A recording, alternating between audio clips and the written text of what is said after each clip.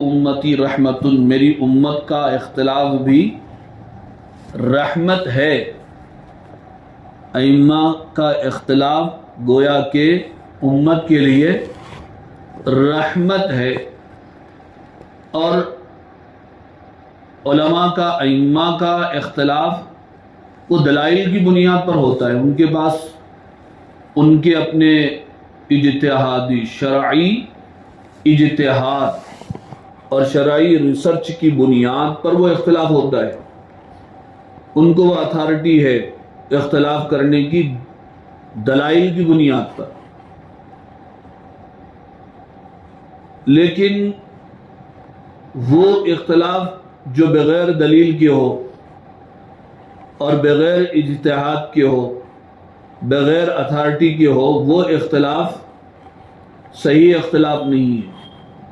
وہ اختلاف وہ ہے جس پر قرآن میں وعید آئی۔ اب بعض لوگ یہ سمجھتے ہیں کہ بھئی یہ اختلاف ہو گیا تو چاروں بھی حق پر کیسے ہو سکتے ہیں؟ حق کا راستہ تو ایک ہی ہوتا ہے۔ تو معلوم ہونا چاہیے حق ایک ہے، لیکن اس تک پہنچنے کے راستے مختلف ہو سکتے ہیں۔ حق ایک ہوتا ہے اور حق کے راستے مختلف ہو سکتے، منزل ایک ہو سکتی ہے، منزل تک پہنچنے کے راستے مختلف ہو سکتے ہیں، اور راستے وہ ہونا چاہیے جو شریعت کے حدود میں ہو۔ اور یہ ائمہ کا جو اختلاف ہے، یہ اختلاف ائمہ کا اختلاف ہی نہیں۔ آپ صلی اللہ علیہ وسلم کے دنیا سے پردہ فرمانے کے بعد صحابہ کے درمیان بھی اختلاف ہوا، مسائل کے بیچ میں، تابعین کے درمیان میں بھی اختلاف ہوا، تبع تابعین کے درمیان میں بھی اختلاف ہوا، اور ہر ایک کے پاس اپنے دلائل ہوتے تھے اور اس کے حساب سے وہ عمل کیا کرتے تھے۔ اب اس کے بعد اختلاف بڑھتا چلا گیا۔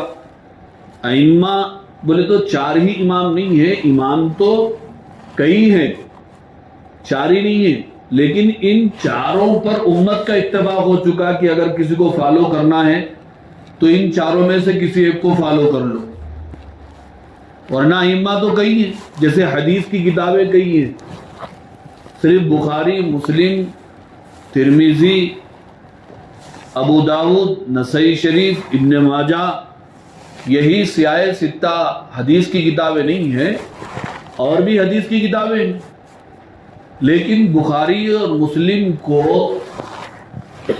امت میں قبولیت بہت زیادہ ہے، وہ من جانب اللہ ہے۔ کوئی ایسی آیت نہیں ہے کہ جس میں بخاری شریف کا نام لیا گیا ہو کہ آپ صلی اللہ علیہ وسلم کی دنیا سے پردہ فرمانے کے بعد ایک کتاب امام بخاری علیہ الرحمہ لکھیں گے جن کا نام بخاری ہوگا۔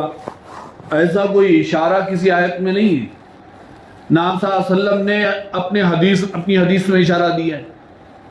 بعد میں امام بخاری علیہ الرحمہ نے آپ صلی اللہ علیہ وسلم کی احادیث کو جمع فرمایا اپنی کتاب میں، اور ان کے اخلاص، تقوی اور ورع کی بنیاد پر امت میں قبولیت مل گئی۔ اس کے بعد مسلم شریف کو مل گئی، اس کے بعد ترمذی ہے، ابو داؤد ہے۔ یہ کتابیں آپ صلی اللہ علیہ وسلم کے دور میں تو نہیں تھی نا، حدیثیں تھیں، کتاب نہیں تھی۔ اب لیکن امت میں یہ کتابیں مشہور ہو گئی، امت ان کتابوں کے اوپر اعتماد کرنے لگی، وہ اللہ تعالیٰ کی طرف سے۔ ایسے ہی ائمہ بھی کئی ہیں، لیکن ان چاروں کو امت میں قبولیت مل گئی، امت میں قبولیت مل گئی۔ اب ان چاروں میں سے آدمی کسی کو بھی فالو کر لے، وہ منزل تک پہنچ جائے گا، وہ حق پر ہے۔ مگر سوال یہ ہوتا ہے جب چاروں بھی حق پر ہیں تو ایک ہی کو فالو کیوں کرنا، ایک ہی کی اقتدا کیوں کرنا؟ چاروں میں سے کسی ایک کی بھی ہم اقتدا کر سکتے ہیں۔ تو یہ سد باب اس لیے کیا گیا، یہ پابندی اس لیے لگائی گئی، چاروں تو حق پر ہیں لیکن چلنا کسی ایک کے پیچھے ہے۔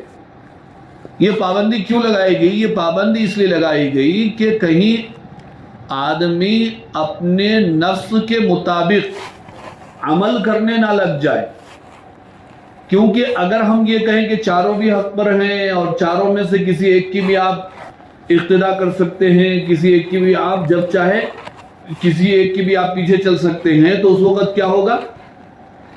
اس وقت آدمی دین پر نہیں چلے گا، اپنی خواہش پر چلے گا.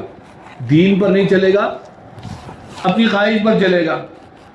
میں آپ کو یہ بات ایک مثال سے سمجھاتا ہوں.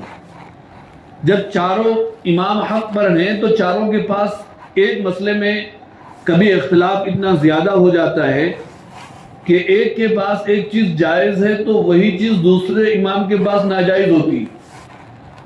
ایک کے پاس ایک چیز حلال ہے تو دوسرے کے پاس وہ چیز حرام ہوتی ہے.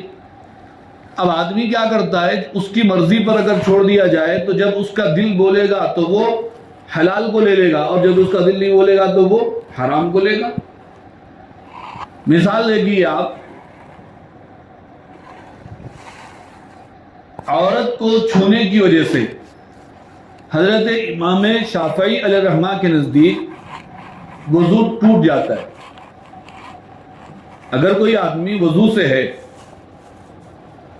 اور وہ عورت کو ہاتھ لگا دے تو پھر کیا ہوگا؟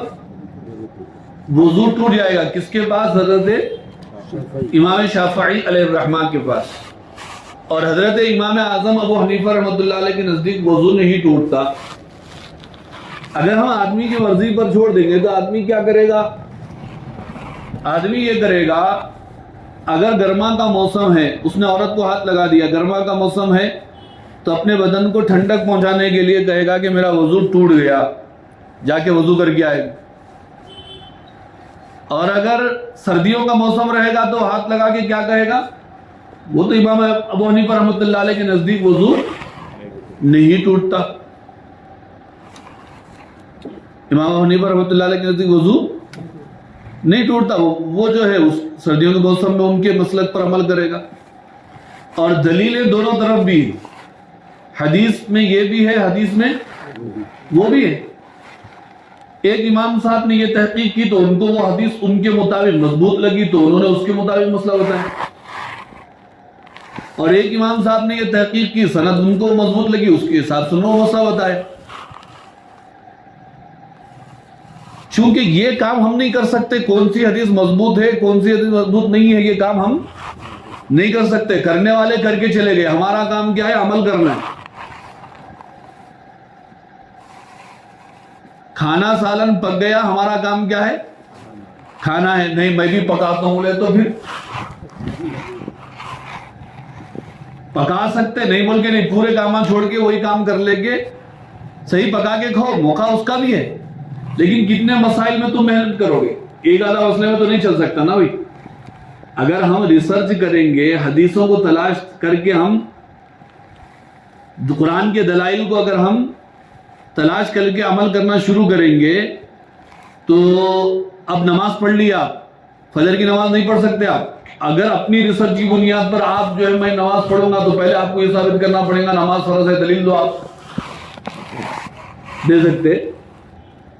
یہ الگ بات ہے آپ بچپن سے نماز پڑھ لیتے آ رہے ہیں، نماز قرآن میں بھی ہے، نماز حدیث میں بھی ہے، یہ سن کے آ رہے ہیں، لیکن وہ اس میں ریسرچ تو نہیں گئے نا.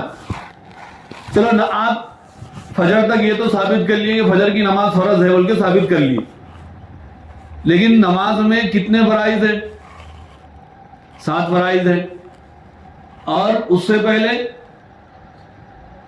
7 فرائض ہیں، شرائط بھی 7، فرائض بھی 7، 14. اب ہر شرط کی دلیل آپ کو معلوم ہونا ہوتی. پہلے ہمارے کو عربی نہیں آتی، کلمہ ہی ہمارا صحیح نہیں ہے، اللہ معاف فرمائے. نماز پڑھ سکتے فجر کی 7 فرض کو تلاش کرو، تلاش کر سکتے نہیں کر سکتے. جسم سے خون نکلا تو حضرت امام اعظم ابو حنیفہ رحمۃ اللہ علیہ کے نزدیک وضو ٹوٹ جاتا اگر اپنی جگہ سے وہ ہٹ گیا تو. اور امام شافعی علیہ الرحمہ کے نزدیک بدن سے اگر خون نکلے تو وضو نہیں ٹوٹتا. اگر ہمارے اوپر چھوڑ دیا جائے کہ چاروں امام بھی ٹھیک ہے تو اپنی مرضی سے چلو، تو ہم کس حساب سے چلیں گے؟ ہم وہی دیکھیں گے آسان، جب دل چاہے وضو کریں گے، جب دل چاہے وضو نہیں کریں گے، جی بگڑ جاتا کام۔ تو چاروں بھی صحیح ہے، لیکن آپ کسی ایک کو فالو کرو، ورنہ وہ دین پر چلنا نہیں ہوگا، اپنی مرضی پر چلنا ہوگا۔ تو مجھے بتانا یہ تھا کہ یہ قرآن میں جو فرقہ بندی سے منع کیا گیا یہ فرقوں میں شامل نہیں۔ بہت سارے لوگ ائمہ کے اختلاف کو اور مختلف یہ مسالک کے حقہ کو فرقہ بندی میں شامل، یہ بھی ایک فرقہ ہے نہیں۔